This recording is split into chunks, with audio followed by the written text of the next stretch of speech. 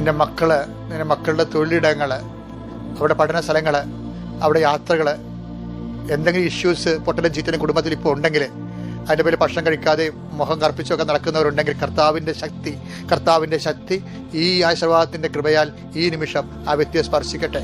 ഏതെങ്കിലും ഏടാകൂടെ ബന്ധങ്ങളിൽ നീ ചെന്ന് അകപ്പെട്ടിട്ടുണ്ട്, അതിൻ്റെ പേരിൽ നീ മാനസികമായി പീഡ അനുഭവിക്കുന്നുണ്ടെങ്കിൽ നിന്നെ കർത്താവ് ഇപ്പോൾ ആശീർവദിക്കുന്നു. നിന്നെ തകർത്തിട്ടിരിക്കുന്ന, നിന്നെ വിഷമിപ്പിച്ചിരിക്കുന്ന വ്യക്തികൾ ഈ നിമിഷം നിനക്ക് അനുകൂലമായി മാറട്ടെ. എൻ്റെ കർത്താവിൻ്റെ ഉന്നതമായ നാമത്തെ സഭയുടെ അധികാരത്തെക്കുറിച്ചിൻ്റെ അടയാളത്തിൽ കുരുക്ക് പിടിച്ച കാര്യങ്ങൾ, ചിലപ്പോൾ ബന്ധങ്ങളാകാം, ബിസിനസ്സുകളാകാം, ചിലപ്പോൾ നമ്മൾ സംസാരത്തിൽ വന്നിട്ട് പെസകളാകാം, അതുമൂലം തെറ്റിദ്ധാരണയാകാം, അതുമൂലം ഉണ്ടായിട്ടുള്ള ആശയക്കുഴപ്പങ്ങളാകാം. എല്ലാ കുരുക്കുകളും യേശുനാമത്തിൽ നീങ്ങിപ്പോട്ട് പ്രാർത്ഥിക്കുന്നു. ദൈവത്തിൻ്റെ കരുണ നിന്നെ ആവശ്യിക്കട്ടെ. നീ എന്തിനു വേണ്ടിയാണ് വേദനിച്ചത്? എന്തിനു വേണ്ടി ഇന്നലെ വേദനയോടെ കിടന്നുറങ്ങിയത്? എന്ത് ഭാരമാണ് നിനക്ക് ഇന്ന് ഉണർച്ചയിൽ, എന്ത് ഭാരതത്തിൽ ഉണർന്നു വന്നത്?